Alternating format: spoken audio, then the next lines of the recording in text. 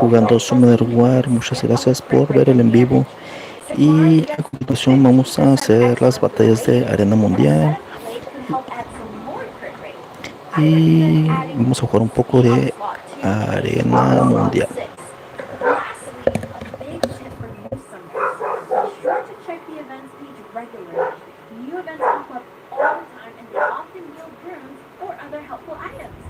Today's research is now over.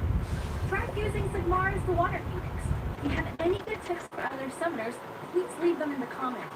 See you later! Papi, ¿quieres que encerradito? ¿Qué se va a echar afuera? Hey! Que tiré el hielo. Today, we'll be talking about variables. ¿No viste ahí? His auto-cleansing passive is a huge help to folks at every stage of the game, but he's well known for being a super useful, usable 5-star, especially for new players. There are 3 key words for this bad boy: passive, tanky, and all-rounder. Everyone's had problems with debuffs in dungeons, right? Most notably, the defense rate in giants. That's where Bienvenidos' passive comes into play. His passive removes 1 debuff from all allies every single turn. Since it automatically happens at the start of his turn, he still gets to use a skill, and he doesn't even have to be awake for it to happen. But inability effects like sleep, stun, and freeze cannot be removed. In addition to cleansing a debuff, he'll also kill allies with it. If you ruin him with high speed, he'll take more turns and thereby cleanse more often. Let's talk tankiness. Bienvenidos is already great, but he also wants to increase your team's survivability too. He has a global 33% HP lead. This comes in pretty much clutch in places like giants where one hit from the boss can be run-ending. If you lack the HP to clear consistently, this leader skill can help fill in some of those missing stats. Recently, his base HP was even buffed, so he's even better than he was before. More health for everyone. Oh, and don't forget to increase other stats with artifacts later. What I mean by all-rounder, it's not just his passive and leader skill that helps out. And in the case of bosses who are immune to stun, he'll increase their attack bar instead. This means he can be your cleanser and crowd control. With all that in mind, don't forget to give him some accuracy because you really want to be learning this stuff.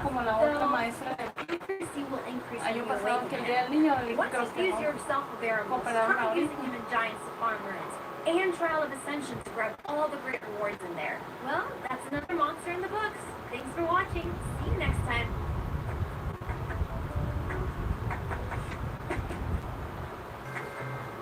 What's up, everyone? Your favorite penguin is back. Or at least I'd better be your favorite. How many penguins do you even know? And I'm here to introduce an amazing friend of mine. Can you guess who it is? I'll give you a few hints. I know it's pretty clear from the silhouette, but just play along. It's fun for me. 1, a lot of people want this. 2, they're so powerful that folks often have 2 of them. 3, they were recently added to the fusion hexagram. Yep, that's right, it's Melia, the Wind Dryad, best known for her continuous damage or dots. Melia is fantastic in places like Giants and Kairos. Since she's a nat 4, it wasn't always easy to find her, but now that she's available as a fusion, new players can get her pretty quickly.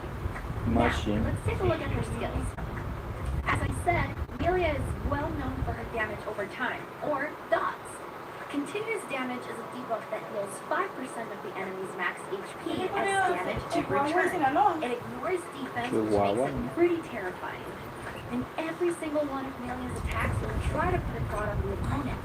Thanks to her passive skill, leave continuous damage for 2 turns in the target per turn. And check this out, leave an additional dot for 2 turns when she attacks an enemy target who already has stacks of continuous damage. Every hit she lands will be super impactful. Just keep in mind that a monster can only have up to 10 buffs and debuffs at any given time. Besides her passive skill, her first skill absorbs a single target's attack bar by 15%. Her second skill attacks all enemies, decreasing their attack speed and attack bar. So she controls enemy turns and gnaws away at their health. Despite her cute appearance, she may just be a terrifying monster, which we have in common. There's also this famous dot team that folks have invented, and Melia plays an active role in that conflict. Why don't we check out how it works in Giants? Let's go! two Amelias as they have no choice but to try and apply at least one dot every turn. Then, add a second awakened Seth, the Fire Grim Reaper, who doubles dot damage. It's symmetrical though, so be careful. But you don't want to just wait around on your enemies to take turns, right? So two-way Tatu, the Fire Pixie, can detonate all stacks of continuous damage at once. The last spot is up to you. Try using Lucian to clear out any remaining enemies. Or, for a safer option, you can bring Baramos, the Dark Reaper, to cleanse debuffs off of your team. Ta-da! The best dot team ever. But for real, don't forget to second awaken Seth and Tatu, because that'll upgrade the skills you need to make this work. Visit the Calderon and Alunia dimensions to get that taken care of. I hear they're both lovely this time of year. Also, turn order is really important for this team. Seth and Melia need to move first to land dots. Then Tatu turns the continuous damage into something more like instantaneous damage. If it's working right, you should see something like this. Now that was satisfying. If we're looking at stats to focus on, you should make sure to have enough accuracy to land those dots. If Tatu uses her third skill without them, it'll be pretty disappointing. So make sure to pay extra attention to the accuracy and speed. Hold up! I only looked up giants so far. But the same team can actually be used in other PvE areas like Steel Fortress and TOA. So give it a try. I've said this so many times today, but since Melia is all about stacking continuous damage, it's important to consider accuracy sub-properties for runes and artifacts. Oh, but don't let her HP suffer too much.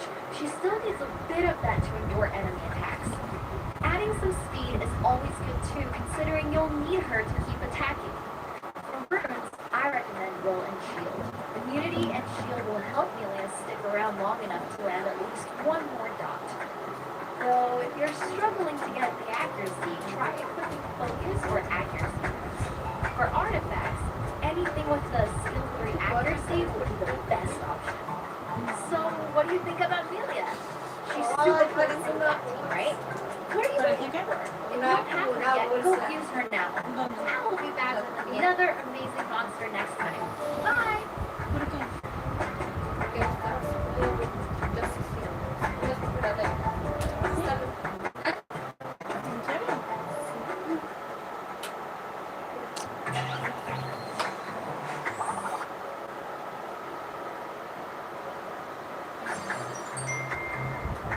What's up, everyone?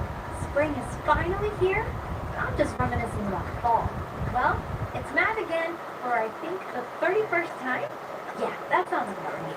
Well, here she is, the subject of today's episode. It's Lumaricia, the Water Soldier. Lumaricia is a support type monster, but she also has a skill that increases enemy cooldown times and another that applies a dot. You may have forgotten about her these days, but legend has it that she could solo the Dragon's Lair once, though summoners started to revisit her when her skills were adjusted. Shall we take a look? Let's start with her updated third skill. Healing Breeze cleanses the ally target and fully recovers their HP. Before the change, it was difficult to use because of its long cooldown, but now, if it's used on an ally with no debuffs, it will reduce the skill's cooldown by 1 turn. Now, it's actually beneficial to use on an ally who's just low on HP and doesn't necessarily have debuffs, because it'll at least get the skill back faster. Stay vigilant. Keep your allies in the fight. This isn't the only skill worth your attention though. Her second skill deals damage to a single target and puts their skills on max cooldown. Have I talked about increasing cooldowns before? Well, let me show you. Hey you! Stop using skills. As simple as that. The monster will need to take a few turns before their skills are back online. It's perfect against enemies who could try to snipe out a unit early or lock you down with CC. Enemies with long cooldowns should be afraid, but they'll have plenty of time to thrive. Is that toxic? Meh, I'll live. Her first skill attacks will try to apply a 3-turn dot on the target. Never underestimate the continuous damage. That 5% adds up. Now, before we take into PvP, let's go over the plan. Take care of allies by cleansing and healing, keep their HP high and your enemies as low. Add more dots, for more fun, Y tú me... and keep their most dangerous monster on cooldown with her second skill. Oh, we still need to talk about her leader skill. Her leader skill increases the resistance of friendly water monsters by 50%.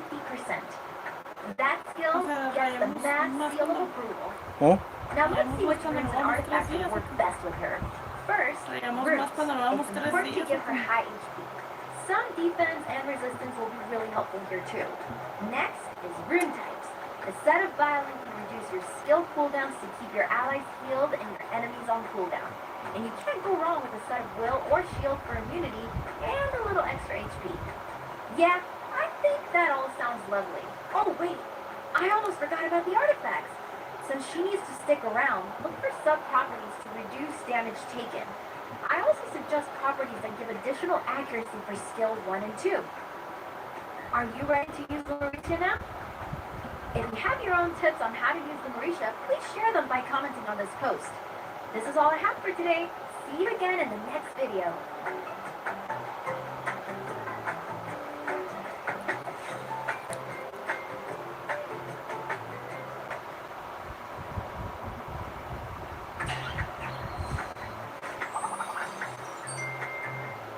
What's up, everyone? This is Senior Researcher Matt, and I'm here to share more information I learned while studying monsters.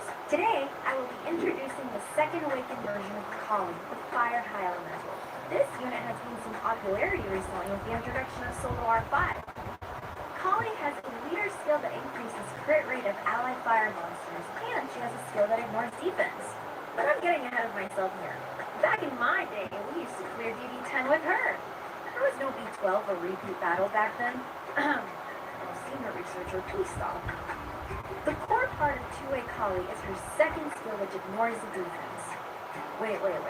Have you seen how significant defense ignoring damage is? It's a huge deal. Let me show you. Here's her chance with the defense buff effect. Let's start attacking without the defense buff. As you can see, the defense buff doesn't change a thing. So she comes handy when you're fighting against the boss in raids, or tanky wind monsters. Try giving her an artifact with skill 2 crit damage plus substat for her boost. Her third skill makes her invincible, so she can survive long enough to use her second skill. And it gives an attack buff, so her next attack will deal more damage. But it doesn't stop there. She also gives her whole team a speed buff, so she is super good when paired with a monster that deals speed scaling damage. It's good to note that the attack buff increases attack by 50%, and the speed buff increases speed by 30%. With all that, she's also right at home in the Rift Beasts and Attribute dungeons. Her first skill applies a dot that lasts 3 turns.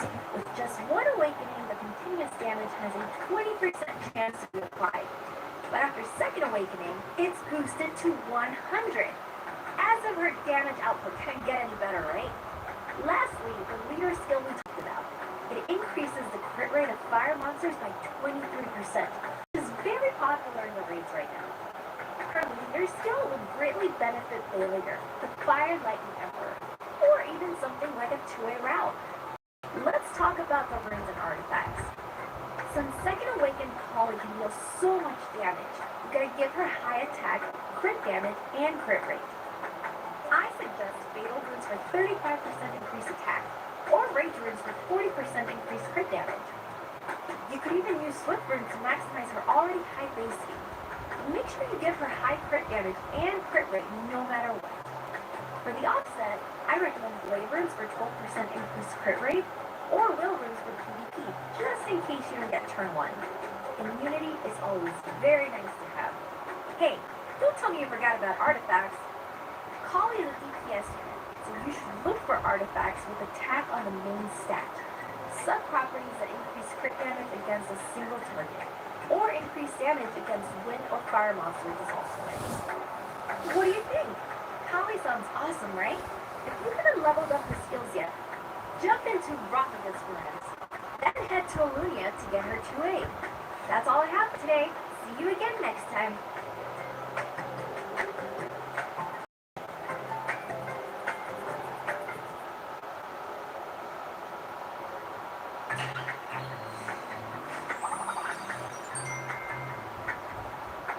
What's up, everyone? Been busy farming? I I've been exploring the Estamos viendo. and I found the perfect monster for facing the boss in the ruin of silent death. It's Ariel, the water archangel. But he's just not great in Cauldron. Ariel can be used in tons of places. Ariel is very talented when it comes to healing and cleansing. His third skill, Holy Water, recovers 50% of each ally's HP, and it removes all debuffs. Then, it grants a number of heal buffs equal to the number of cleansed debuffs. Wait, I think it's my first time explaining what heal buffs are, so let's begin. Well, it's a beneficial effect that recovers 15% of your monster's HP every turn. The more harmful effects you remove with Ariel, the more HP your allies recover. Say you're facing the boss in the ruin of silent death. You can seriously reduce the aura of death effect with all that healing. Sweet! And that's good because you deal less and receive more damage from your enemies as the aura of death stacks up.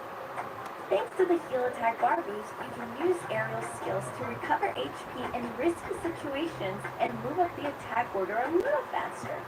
The second skill recovers 50% of target allies' HP and applies a defense buff. Don't forget that completing all skill power-ups reduces the cooldown time by up to 3 turns. What if you amplify the efficiency by equipping type artifacts to increase skill to recovery? How many different ways to heal do you want? Yes. His first skill has a 75% chance to strip a buff on the enemy. And the damage scales proportionally to defense, so his basic attack can contribute some pain. It's a nice option to have, right? Let's check the damage with low defense compared to high. See the difference? So remember to give him some defense when hurting. It'll really help to keep him around longer too. Lastly, his leader skill increases the HP of allied water monsters by 50%. The extra HP will do wonders when it comes to making your team tanky. Speaking of tanky, let's take a look at the words and artifacts. Obviously, Ariel needs a lot of HP so he can stay alive and keep healing your team. Higher defense will increase skill 1's damage and contribute to his overall thickness. Resistance is also important because you don't want Ariel falling victim to debuffs and inability effects. If Ariel gets stunned or put to sleep, oh, that's a scary thought. Who would heal your team? So, as far as sets go, Violent is a good option to get more turns and reduce your skills cooldown times. And since Ariel has so many skills that heal, that means more life for your whole team. Add some will lives to protect Ariel from debuffs and stuns. Nothing better than immunity. And we're going to be taking some damage, so a set to help us with that will be really good. I also recommend taking Nemesis runes to fill up your attack bar with Estas fueron las batallas de arena mundial. No, batallas de gremio mundial. Perdí una de 10. The attack fills up your attack bar, and you cut in to Disruptor strategy, making it look super easy. Same as the runes, take HP and defense for the main properties of artifacts to reinforce that tankiness. Increase your sustain and damage with substats that increase your defense as you lose HP. Oh, and don't forget about taking recovery increase for skill 2 and skill 3. The more recovery, the merrier. And lastly, you can protect Ariel with a property that reduces damage received from wind monsters. All the popular defenses back in my day featured Ariel and Camilla. I wonder if the young ones know about those days. So if you have Ariel in your storage, take it into battle now. That's it for today. See you next time.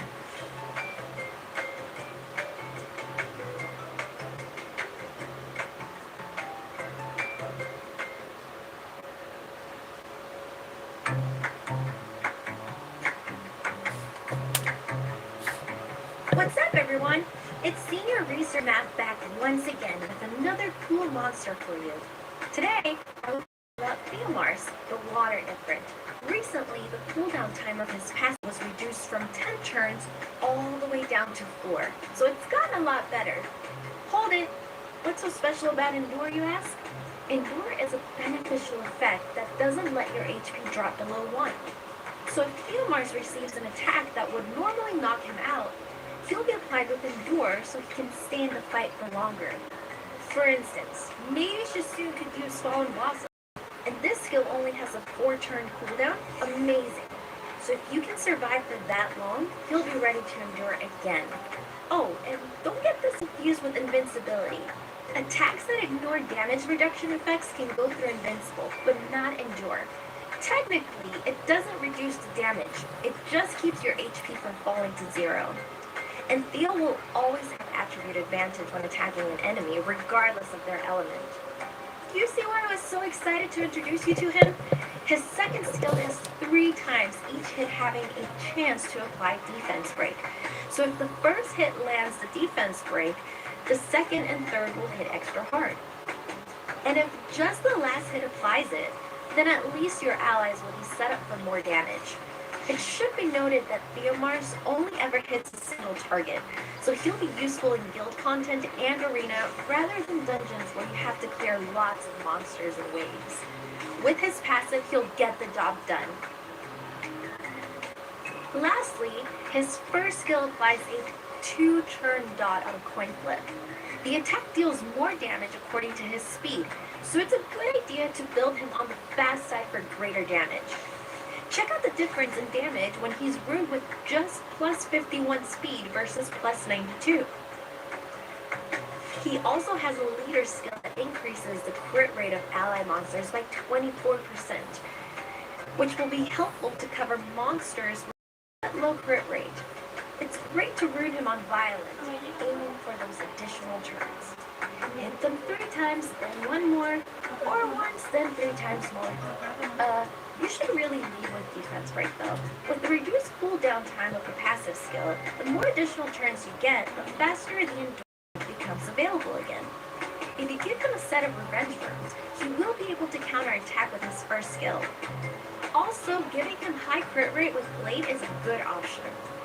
If you want something more advanced, try giving him will runes to fight against the enemies who may be faster than you. Lastly, since he deals damage that increases according to his attack speed, be sure to make him at least a little fast. For artifacts, I recommend attack power for the main property and skill 1 damage plus or skill 2 damage plus for sub-properties. If you're confident with the speed, try a sub-property that increases damage according to the attack speed. This is why people love Theomars. It wasn't that easy to get him in the past. Now, you can get a scroll that summons an ifrit with an attribute of your choice after summoning them 5 times. So if you still haven't built Theomars, now's a great chance to do so. This is all I have today. See you next time!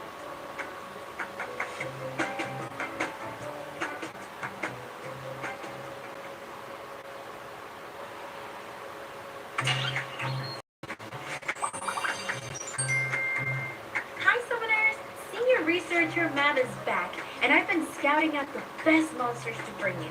Today's subject is, drumroll please, a support unit who can grant 2 buffs at once. Chloe, the Fire Pickion Priest. When there weren't many monsters that could remove beneficial effects, Chloe was in a league of her own, on both offense and defense.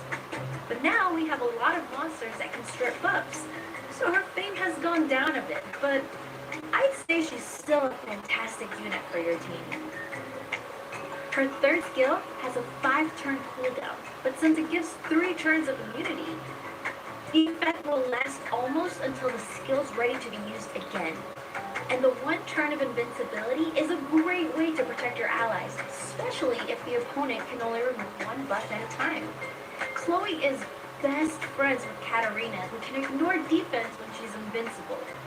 By the way, you can get Katarina from Fusion.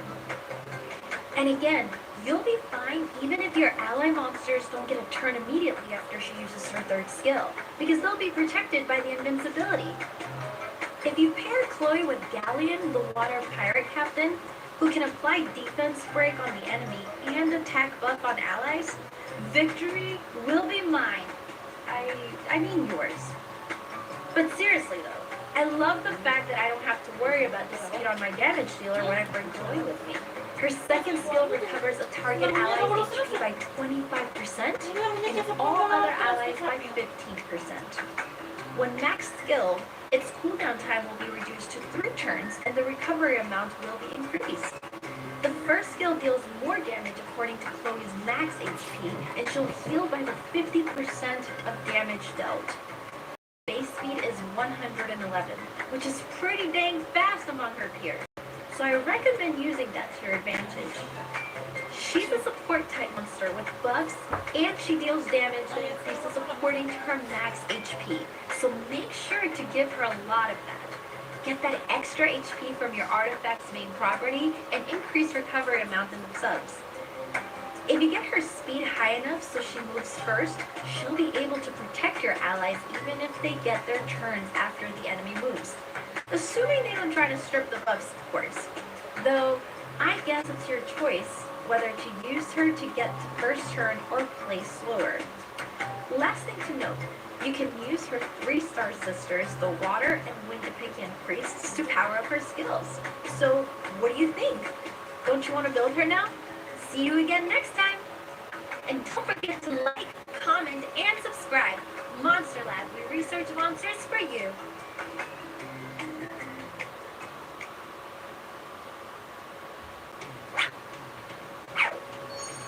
Monster Lab. Hi everyone, Senior Researcher Matt here again. And today, we'll be checking out a monster with a passive that can decrease the duration of buffs on the enemy and increase the duration of debuffs. Not sure where something like this would be useful? Well, let me give you an example. This monster is great when fighting against the boss of Steel Fortress, who gets buffs constantly, or in the Punisher script. This monster is inseparable for units who apply debuffs such as dots or buff block. I'm sure you've already guessed what I'm talking about. Ta-da! Pang, the Light Rakshasa. If you still have Pang sitting in your storage, I'd be happy to explain why you should build her. Pang's passive skill, Cruel Whip, increases the duration of debuffs on the enemy by 1 turn and decreases the duration of buffs by the same amount. With this, you can even reduce the turns of immunity to set up an opening. And when the enemy's HP is below 50%, the damage will be increased by 30%. Now that's what I call cruel. Quiz time! What happens when Pang attacks a monster with a 2-turn bomb applied? Will the number of turns go up or down? Option A, the bomb's turn count is increased to 3. Or option B, the bomb's turn count is reduced to 1. The answer is option B. The bomb's turn is reduced to 1. Since the bomb explodes and deals big damage when it detonates, decreasing the number of turns is technically increasing the effect of the debuff by 1 turn. Remember back when we went over Tetra, the water mermaid? Tetra has a skill that reduces the turns of debuffs on allies by 1 turn. So the number of turns on a bomb would be increased by 1. Same idea. Oh, and of course, if you hit a sleeping monster, it'll still wake up. So pick your targets carefully before attacking. Let me explain more about the Steel Fortress boss. The Ancient Tormentor has a passive skill that increases its own attack and crit rate for 1 turn every turn. And it creates a shield equivalent to 10% of its HP and gets a defense buff every time it gets hit. It sounds complicated, but we have Pang, so don't you worry a bit. First, use a monster to apply the buff block, and then let Pang do the thing to increase the duration of that debuff to essentially negate the boss's passive. Isn't that a good tip? Even in RTA, if you let Pang attack after an ally's applied a debuff, your opponent will start to lose control. If you stun the opponent with Clara and then hit them with Pang, it feels like the stun never ends. Now that we've looked at the passive, let's learn about skills 1 and 2 as well. Both skills have the ability to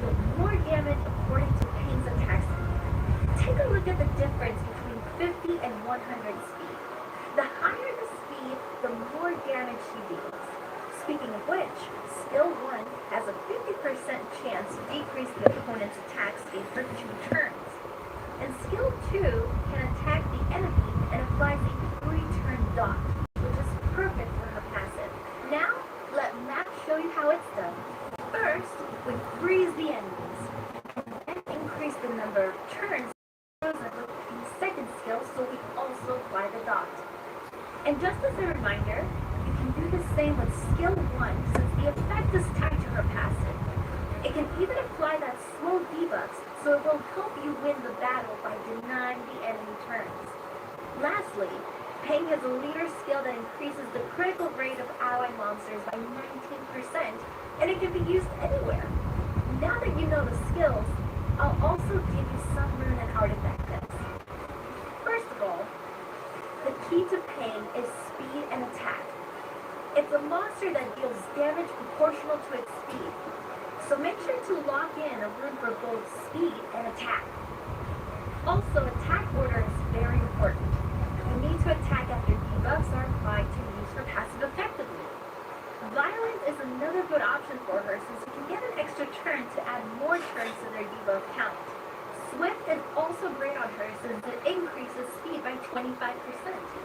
If that's still not enough, you can also put her on speed slot 2. And some blade runes to increase crit rate can occur. After all, you need high crit rate for crit damage to matter. Oh, and don't forget, she also has crit rate built into her leader skill if you want to go that route. Next, I'll give you tips on artifacts. First, think of the dungeon you will use Peng in the most, and choose the property to increase damage for that boss's attribute. Power up that whip! And let's get the sub-property that deals additional damage in proportion to attack speed. Lastly, look for the skill 3 accuracy increase property so Peng's passive effect will be even more effective. If it gets resisted, not get sad. Well, that's all I prepared for today's research. If you haven't built Peng yet, now's your chance to do so. See you again, and don't forget to like, comment, and subscribe. Monster Lab, we research monsters for you.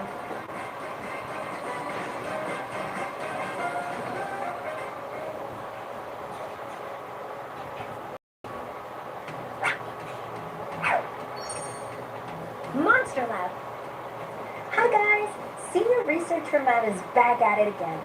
And today I will be talking about a monster who is well known for her crowd control. Today's research is perfect for beginners, so listen up if you're not familiar with this stuff. Crowd control, or CC for short, is a type of skill that can be used to control or otherwise lock down enemy monsters. Tai Long, who can freeze the whole enemy team, or Clara, who can stun, both have CC. You'll notice that CC skills aren't just good for PvP. They're also super important in TOA, Labyrinth, and even Hall of Heroes. Provoke is also counted amongst CC options. Provoked monsters can only attack the monster that put the debuff on them. They can also only attack with their first skill, so it's a good way to stop them from using other skills for a couple of turns. What do you think? This can be really helpful against enemies with skills you'd rather not deal with.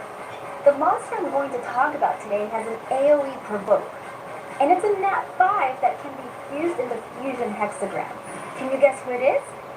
I guess I've given a couple of hints already. Yep, it's Jean, the Light Paladin.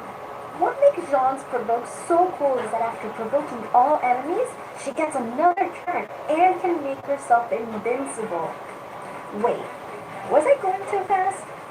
Let's learn about her skills step by step. Time to do some skill research.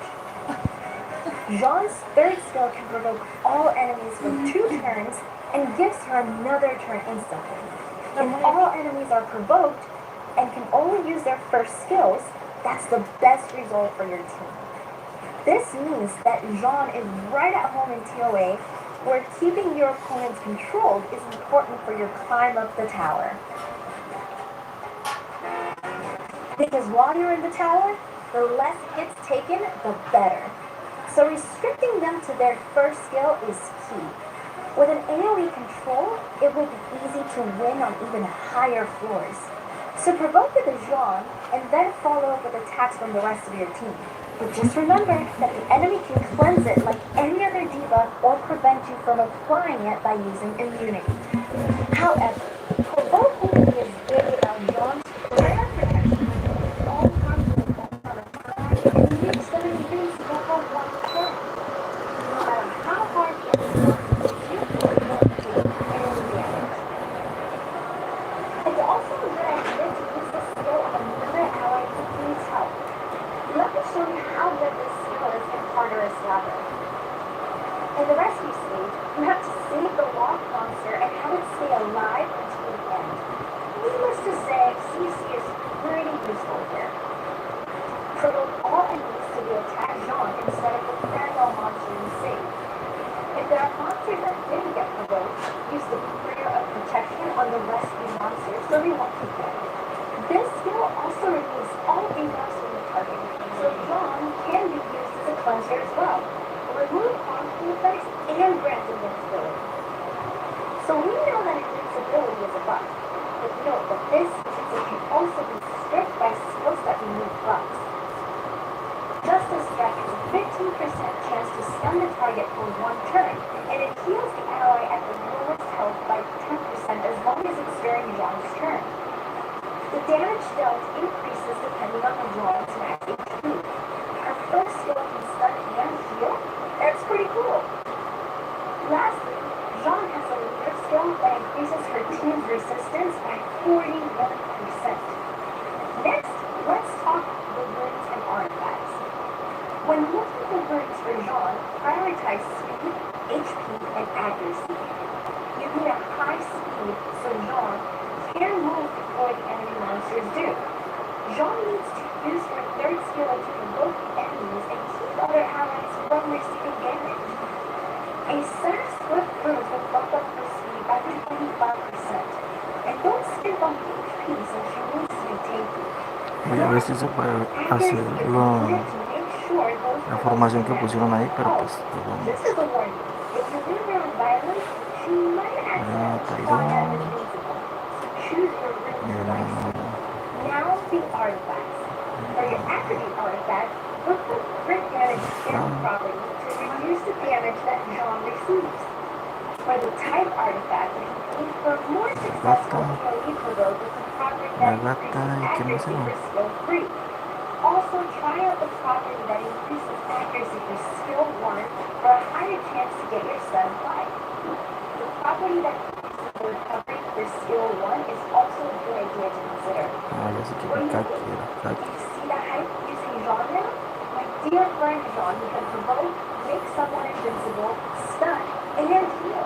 She really does it all. If you haven't used her yet, now's your chance to do so. Good luck out there. Senior Researcher Matt will be back again with more amazing monsters.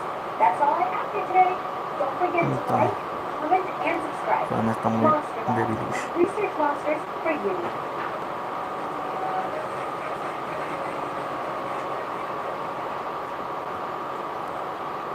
Creo que tiene las runas desde que salió, no se las he cambiado. What's up, everyone? Senior Researcher Matt is back, and today's monster is 2A Sad, the Fire Remember. 2A Sad has a passive that doubles the damage dealt for continuous damage. First, let me tell you more about continuous damage, also known as dots. Damage over time. It's a harmful effect that inflicts damage equal to 5% of the target's max HP each turn.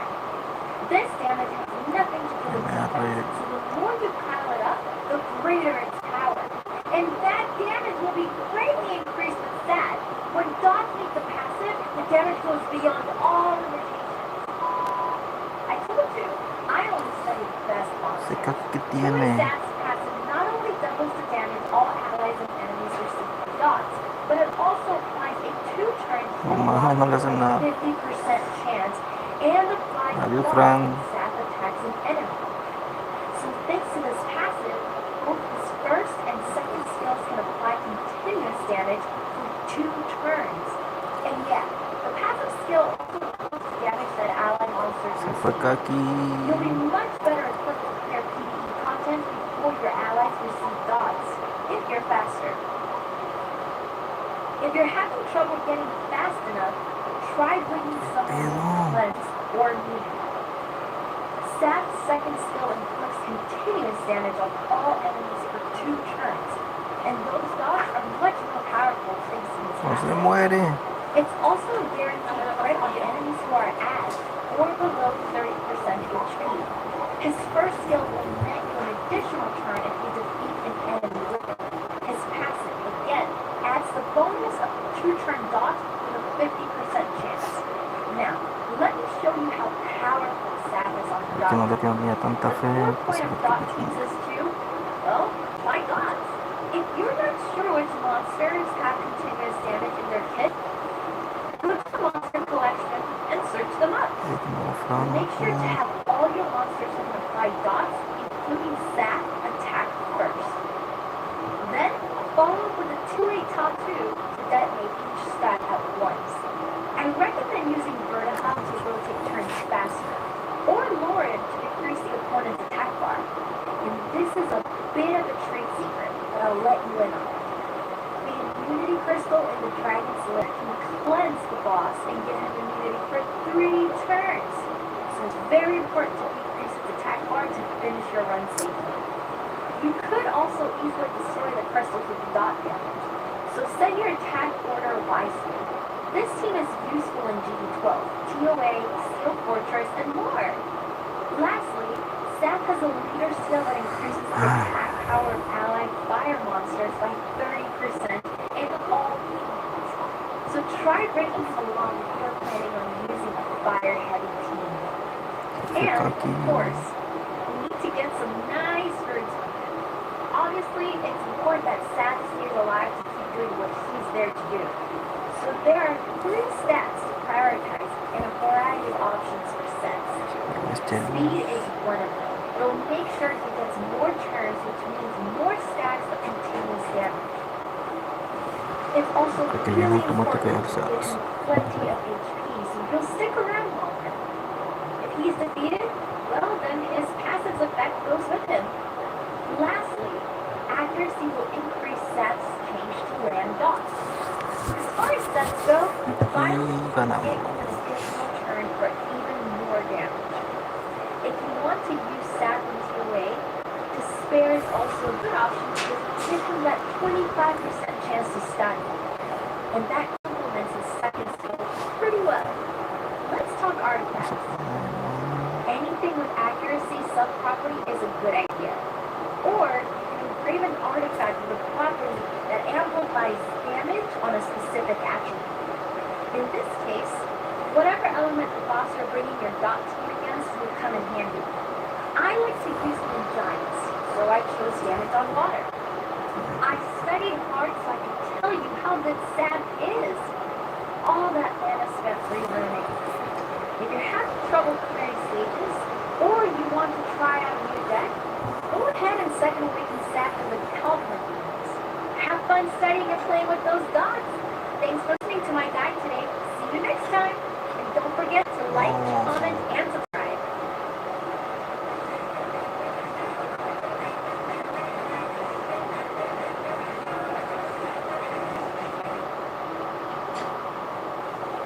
Se acabó. Monster Land. I hope you've all been farming some great runes. Have you been farming cavalry in the dimensional hole? You can get ancient swift runes from the ruin of Silent Death, so it's one of the more popular spots to farm. You have monsters of each type to enter, so it took me a lot of studying and upgrading, and I think I finally found the answer. Today, I would like to introduce a monster that will be a huge help to you. It can also be used in Necro. Ta-da! 2A Shaman. Shaman will come in handy thanks to the passive skill Guardian Angel. The skill decreases damage from dark monsters by 50% and increases the damage Shaman deals to dark attribute monsters by 100%. Shaman is a defense type, and he can be a great damage dealer for your team and provide some heals. Fantastic! Now, let's check out Shaman in finer detail, starting with his first skill. Shaman attacks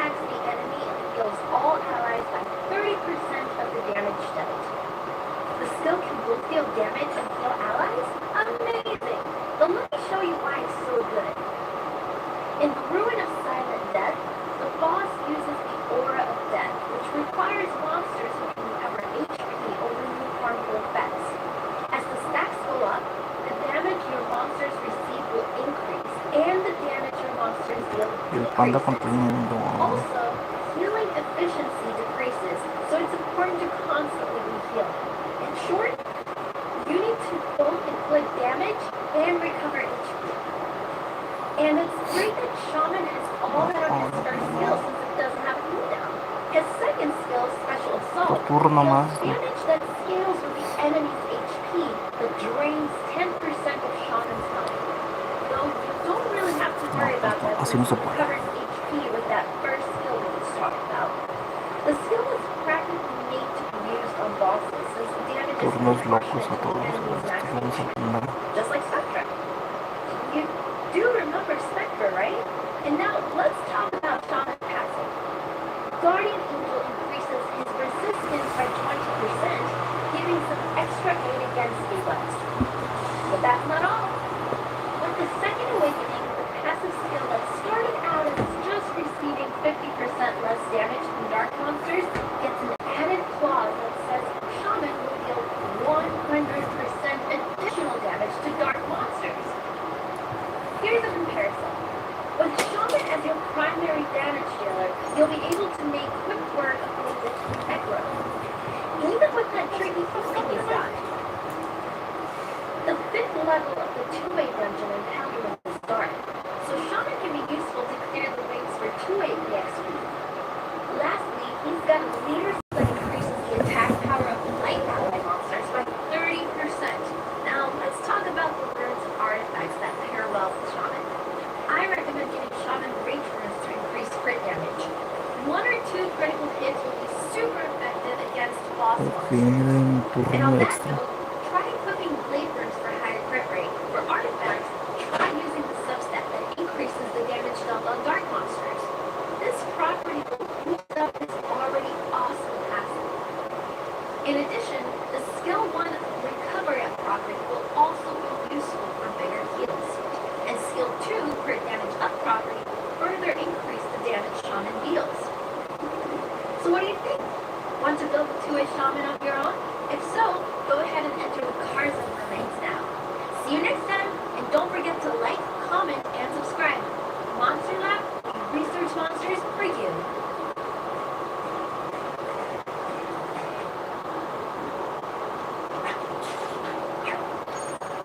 Monster Lab, what's up everyone? I'm back for a new episode. Allow me to introduce a monster with a unique combination of skills who has been recently gaining popularity. It's Sion, the water nymph. Sion not only Se acabó ya, ganamos. also has a built-in self-revive. Un poco difícil, pero se logró. Now, true or false, bombs are affected by attack. If you answered true, you are correct. So, monsters who can place bombs can and should be paired up with units who can give attack cover. Don't forget to move your starter so that it moves ahead of Sion and can apply attack cover for a much bigger payoff. Bombs ignore defense, and they also don't care about the monster's attribute, so it's very useful even when it has an attribute disadvantage. You may have noticed that fall damage can't crit, meaning it can be really good to use against monsters who have a very tricky passive that care about critical hits. For example, a 2-way Nevo won't die to crits, or a Tamiel who counterattacks instantly when you land a crit. Also, note that vampiric effects won't work with bombs. Same with effects that reflect damage. With all that in mind, let's look at Sion's second skill, Surprise Bomb. He places a bomb on all enemies that detonates after 2 turns, and the skill receives a 50% increased accuracy. With that, it's even easier to apply bombs. If the skill is fully leveled up, the skill cooldown time goes down to 4 turns. If you're short on jokers, use Jojo and use him to skill up Sion. But, and this is important, make sure you skill him up after awakening, since all jokers get a new skill once awakened. Well, there goes my third skill power up. What about Sion's other skills? Well, he has a leader skill that increases your allies' HP in dungeons by 33%. His first skill, flying cards, can apply a 2-turn heal block. And he has a passive skill called Revival Magic, which allows him to immediately revive with 25% HP and the turn of immunity and invincibility. So he tends to stick around for a while. Now, let me show you how to use Sion. The main point of this team is to apply bombs on all enemies. Here, take a look. A speed lead helps Claire remove buffs from the enemies.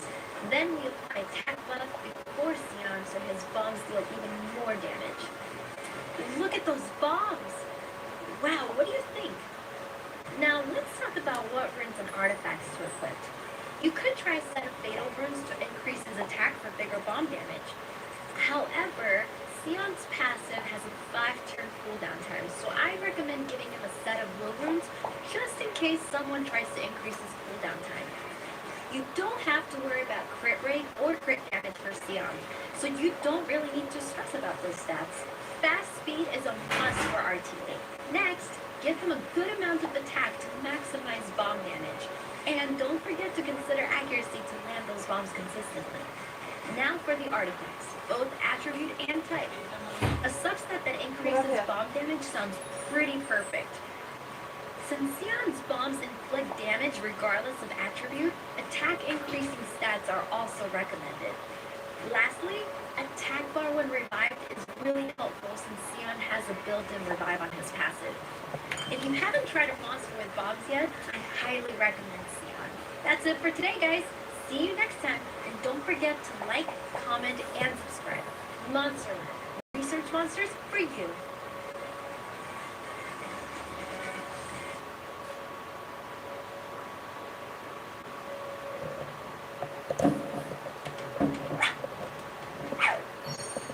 Monster Lab. What's up, guys? Senior Researcher Map is back. Today we're going to learn about a monster that can consistently land critical hits, even without crit rate. It's two-way Naomi, the Wind Marshal Cat. Wait, but how can you land a crit without crit rate? Before we can answer that question, we need to know exactly what a critical hit is. By default, you have a 15% chance to land a crit. The lower your crit rate, the lower the chance. So you have to increase that stat with runes. There are two other types of hits, crushing and glancing. A crushing hit inflicts 30% increased damage. Here's how it works.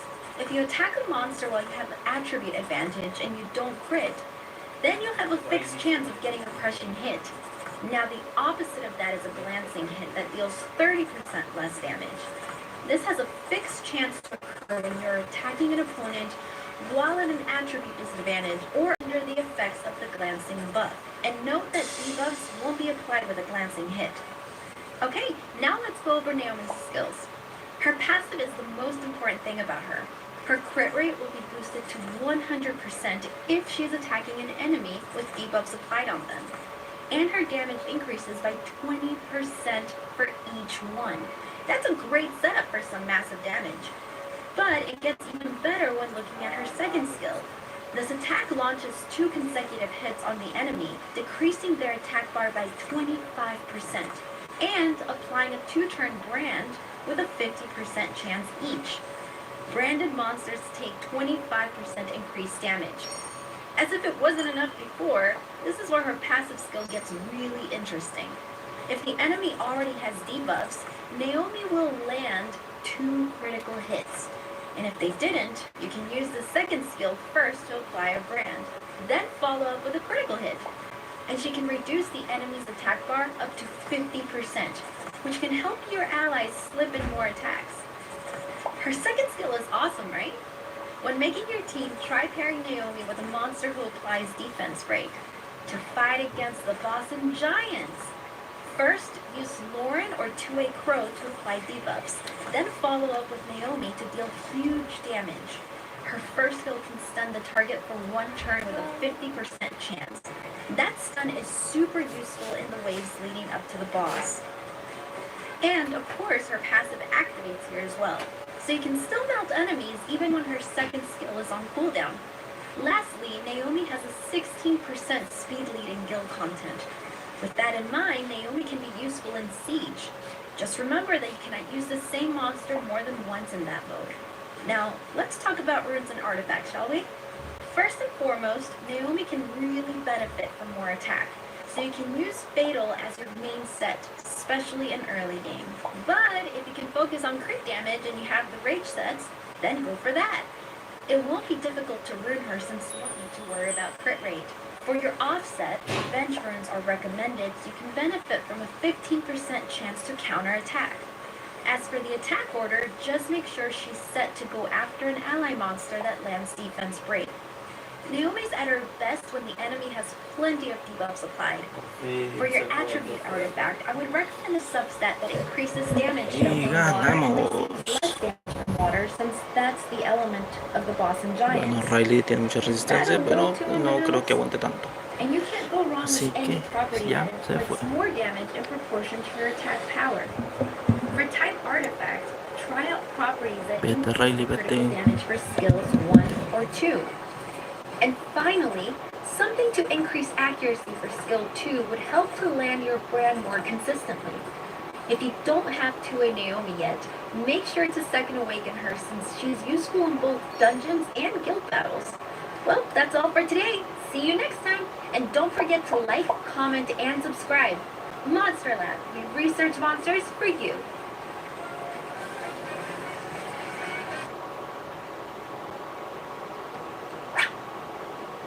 Hi everyone! What was my line again? Oh, Monster Lab. Are you a Guild Siege fan? Recently there was a Siege Battle tournament where top 20 guilds competed to find out who was number 1. I really want to get those new Siege Battle backgrounds and appearance effects. But today I'm going to introduce you to a monster that will help you to get some successful defenses in Guild Siege. Say hi to Clara. She's been busy defending the 4-star bases. Alright, time to finally get some successful defenses. I'm not gonna lose anymore. What do you mean the defense with Beyond that lost 20 times? Anyway, Clara has a very powerful third skill that can strip buffs of all enemies. Wheel of Fire attacks all enemies 3 times and has a 30% chance to strip a buff with each hit and stunning. In other words, Clara's third skill gives you 3 chances to remove the opponent's buffs.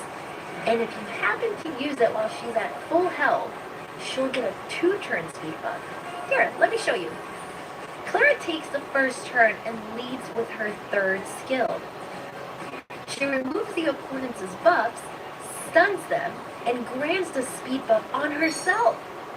Next, her first skill, Double Shot, is a 2-hit attack that has a 50% chance of stripping 1 buff for each hit. You're probably noticing the theme of stripping buffs off the enemy, right? Well, she's pretty good at that. I mean, it is her job after all. Guys, I got a job as a beneficial effect remover. Her second skill, Flame Shot, can apply both attack and defense spread for turns with an 80% chance. This can help swing the battle in your favor by neutralizing a damage dealer. Lastly, she has a 30% resistance leader skill. This will help a lot if you go up against a team with a bunch of debuffs. To utilize her fully, let's learn the basics of Siege. Monsters on defense will attack your team according to their attribute relationships. Let's learn about attributes. When you attack or set up a defense, this is something you'll have to consider.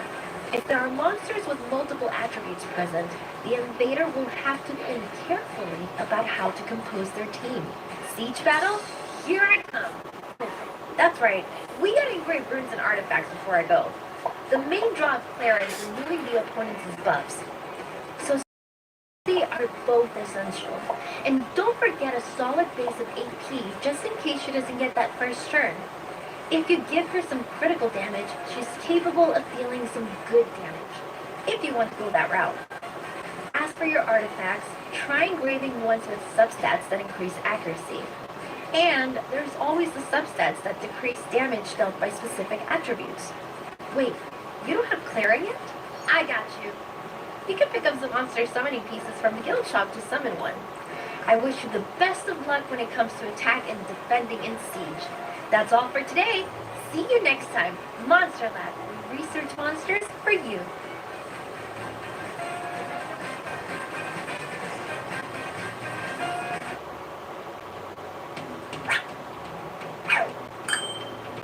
Monster Lab. What's up, guys? Senior Researcher Matt is back, and today we're going to study a monster that's useful in Steel Fortress to farm attribute artifacts and in Rift Raids to farm gems and grinds. That's right, it's Argon, the Wind Vampire. It's probably obvious to say that Rift Raids will go a lot smoother if you put plenty of debuffs on the boss. Well, that's awfully convenient because Argon's third skill, Death Blow, inflicts damage that increases by 25% for each debuff on the enemy. So he comes in real handy. Check out this damage comparison between a monster that doesn't have debuffs versus one who does. Shaolin, Two-Way Crow, and Grandia also inflict damage proportionate to debuffs on the target. But note that Argon is a fusible 4-star. His second skill, Weaken, can grant 3 harmful effects on the enemy. Attack Break, Slow, and Beneficial Effect Block, so it pairs well with his third skill. Apply those debuffs and then deal damage that increases according to the number that sticks. Amazing! Okay, hold on. Let me briefly explain what the Beneficial Effect Block debuff is. It's actually pretty literal. A monster with this applied can't gain any buffs. To have a better chance at landing it, try using it with someone who strips buffs and immunity off of your opponents. If one of your allies has this applied, you can always remove it with a cleanser. Let's go together. With a recent balance patch, the Fire and Light Lizardmen can block beneficial effects too.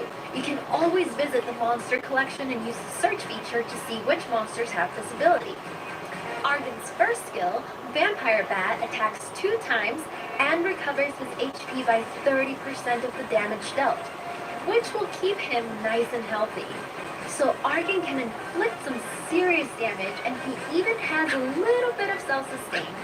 He also comes the Dungeon Leader skill that increases your team's resistance by 48%. Now that we've gone over the skills, let's talk about runes and artifacts. Using Violent to gain additional... Oh, you already know about this, don't you? Okay, in that case, I guess I'll move on. Argon can inflict big damage with his second and third skills, so make sure you load him with high crit damage and attack power. But don't forget about the crit rate so that crit damage can shine. And you will need to sprinkle in some accuracy as well to land the debuffs, so don't forget about that. Now, for the artifacts. Follow my lead. Artifacts can be equipped on the monsters that are evolved to 6-star. There are 2 types of artifacts, attribute and type. The element of the attribute artifact and monster need to be the same, and that logic goes for the type of artifact as well. Tap the artifact at the rune tab and see the types of artifacts that can be equipped on your monster. If you want to know more about the artifact properties, go to the Kairos dungeon and tap the drop info button to see what kind of properties are available in each dungeon. Let me show you which artifacts will work the best for Argon. In the case of attribute artifact, let's look for a substat that increases the damage dealt to the attribute of the enemy you're fighting against. With that, we can further increase our damage. You can also engrave an artifact with a substat that decreases the damage received from the attribute of the monster. As for the type of artifact, finding a substat that increases the accuracy for skill 2 would be really, really helpful. This property will help Argon to land a beneficial effect block on the enemy. There are so many options. Argon, the Wind Vampire, has a super helpful kit.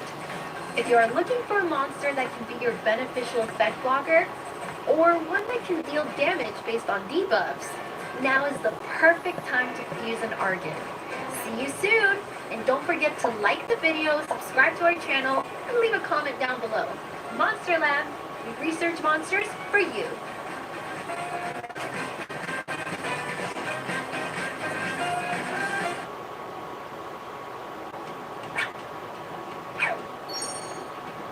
Monster Lab. What's up, guys? Senior Researcher Matt is back again, this time with another great monster. I'll give out some good tips along the way too, so follow my lead. Do you remember the first monster I ever reviewed? It was Tetra, the water mermaid who rose to greatness after the balance patch from December 2018. Today, I will be talking about her sister, Cichlid, the Wind Mermaid. Cichlid was buffed in June of this year. Hold up, let me explain something first. It's about the shield buff. Shields can be granted Tampoco la through vamos a certain poder. skills, Va a sometimes tardar on muchísimo. yourself, sometimes on Entonces your mejor opponent. vamos a terminar. There are cases where shield Bueno, is created based a on ver. your HP or even the ratio of 1 damage hora dealt. 53. Some monsters create a shield proportional to their level. So check the search feature in the monster collection for the details. Just know that if you hit a monster with a shield, damage will be dealt to that before its HP. If the damage received is greater than the size of the shield will be popped, and the monster will take the difference in damage to health. But if you deal Otra vez less con Leo. damage, then the Entonces shield el can be panda. full of Vamos health a darle al will panda. just Vamos a darle al reduce. panda. You get the point, right? Now, back to this patch. ¿Qué? Takeaways are that she now awakens into 15 feet. Te And the pasaste. skill tree has changed to apply defense break for 2 turns and increase cooldown time by 2 turns with an 80% chance, not 50% chance. El gato ni le bajó nada. So good? Well, let's take a look. If Cichlid gets first turn, she can use her third skill to strike the opponent's will or shield. Apply that Y defense break, nada. and then sets their skills Otro on turno y cooldown. nada. Let me tell you how good that speed awakening is. These are Protección. some commonly seen starters in their base speeds. Ataque al Look panda. at this. Her base speed used Ataque to al be panda. 95, but it was increased by Resistencia. 15, making Cichlid the Curación de fastest out of Riley. this bunch. Dale con Let's talk todo, about her dale other con skills. todo. Her Nada. second skill, Este Air panda es Shield, invencible. cleanses one target ally and creates a shield equal to 25% of her Revenche. maximum speed. Un turno She's para el so panda. cool. She can Nada. strip buffs and protect the allies. Nada. Lastly, Resistencia. her skill has a 50% chance Curación to de Riley strip otra buff vez. on one target. Panda si me hace So daño. even her most Pues lo basic maté. skill brings value Panda to contra the panda y se fue. Oh, room recommendation. Since Cichlid offers strong disruption on turn 1, and she has such a fast base speed, Ahorita slip protectoras. burns are ideal to get her even faster. Next, high HP and accuracy are recommended, so you can use energy or focus as a potential offset. The longer Cichlid's around, the more she'll be able Vamos a to ponerlo en support the automático. team and disrupt the enemies. And obviously, the high accuracy synergizes very well with all the checks on her third skill. Now, about the turn order, it's very important that Cichlid moves ahead of other members of your team. With her third skill, she can set up a defense break on the enemy so your damage dealers can focus fire on the weakened target. Cúrame al panda, cúrame al panda. Eso, Riley. It's really fun to use Cichlid in RTA. I take the first turn and increase the cooldown time of the opponent's primary damage dealer. If you strip immunity and increase the cooldown Se of fue your opponent's Riley. utility, stripper, or seasoned unit, you can safely take the lead in the match. If the game starts to slip out of your control, use your second skill to cleanse an ally in trouble and create a shield to protect them from a bit of damage. And don't forget about the first skill that you strip a foe from the enemy as well. It goes without saying that I really recommend trying Cichlid. What do you think about her? If you have room for a fast single target stripper that resets cooldowns on your team, try giving her a pick in RTA. That's all I have for you today, but I'll be back with more exciting Y research. parece See que you next vamos time a at the ganar. Monster Lab. En nuestro lab. Monster Lab. What's up, everyone? Senior Researcher Lab is back. Are you guys enjoying SWC 2020? I know I am. Bueno, yo creo que ahí le vamos a dejar hasta ahorita el video porque ya va 1 hora y pues hay que descansar. Muchas gracias por ver el video y ya saben, suscríbanse, dejen su like y hasta la próxima. Bye. Bye bye.